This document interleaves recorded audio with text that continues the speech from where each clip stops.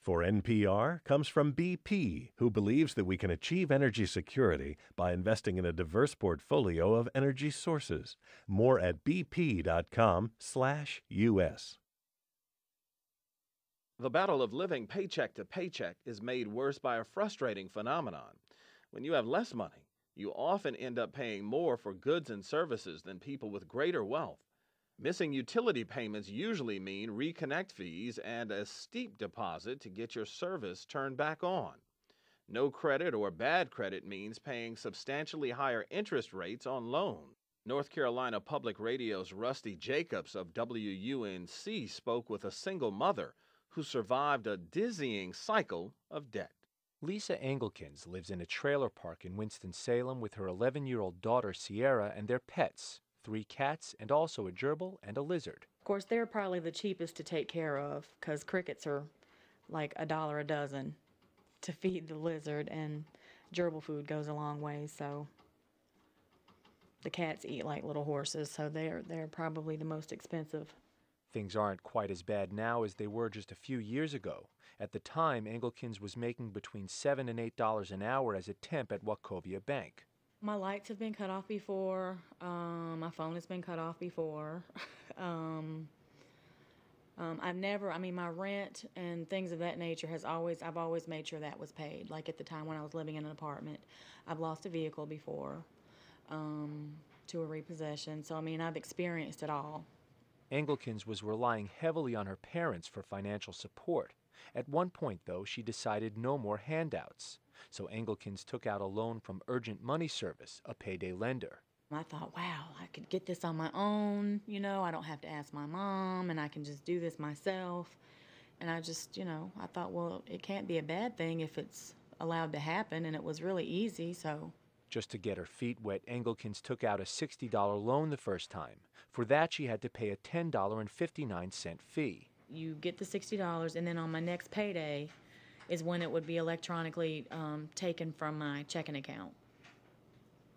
So therefore, on the 31st when I got paid, now my checking account is $70.59 less because they had to take that out immediately. On an annualized basis, the loan rate comes out to around 460%. But that first transaction was pretty painless, so Engelkins started taking out more loans.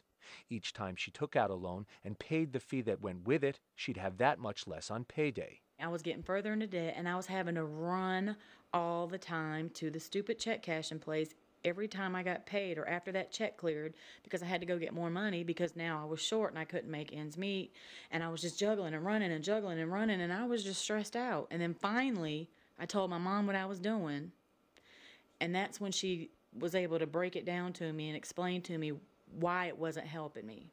By the time she stopped, Engelkins had taken out loans every 2 weeks for the better part of 2 years. She'd paid more than $1,200 in fees. Many other payday lending customers take out just one loan, but return every 2 weeks to pay the loan fee. That way, the customer keeps the payday lender from taking the principal loan amount out of the customer's paycheck. Al Ripley calls these kinds of lending practices predatory. Ripley's a housing and consumer affairs advocate with the North Carolina Justice Center. What communities really need are financial services that are really appropriately priced. These financial services are not really priced according to risk. They're priced according to profit. They're priced and designed to generate as much profit as possible. Let's put an individual, for example, in the context of a payday loan, in a situation where they cannot pay this loan off in 2 weeks and they have to come back and pay us another fee. That's done by design. That's why it's so profitable. And these industries are enormously profitable. Ripley is standing in a shopping center in Raleigh.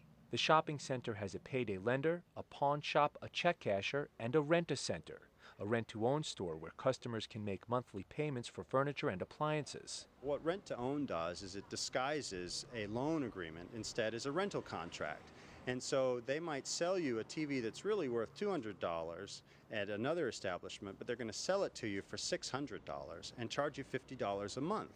For example, you could buy a 27-inch Toshiba television at Best Buy for $353 or pay $13 a week for the same television from Rent-A-Center. On a 52-week payment plan, the total price of that Rent-A-Center TV is almost twice the sticker price at Best Buy. And on an annualized basis, you'd be paying an interest rate of 91% at Rent-A-Center. That's a good deal more than you would spend on the TV at Best Buy, even using a high-interest credit card. Low-income people often don't have access to bank loans or credit cards. Deciding whether to get a television or not is one thing, but what if a sudden emergency strikes and you've got no credit card and a bank won't give you a loan? That's where the payday lender steps in, says Lindsay Metzger. Metzger's a spokeswoman with the Community Financial Services Association, a payday lenders trade group. What do you do if your car breaks down or your daughter has to go to the emergency room? Unfortunately, many Americans don't have money set aside in those type of circumstances. And if you find yourself, faced with a utility getting shut off in 2 weeks, where do you turn? Metzger says in a perfect world, everybody would have savings to handle unexpected emergencies. Since some people don't, Metzger says payday lenders perform a vital service. Whether or not payday lenders perform a vital service is debatable, but Martin Eakes says one thing is indisputable. It is so expensive to be poor. Eakes is the founder and CEO of Durham-based Self-Help, a nonprofit lending institution that provides home and business loans to low-income and minority customers. And I don't mean it in a symbolic way. I mean physically, literally, in dollars and cents. It is more expensive to be poor than it is to be middle class.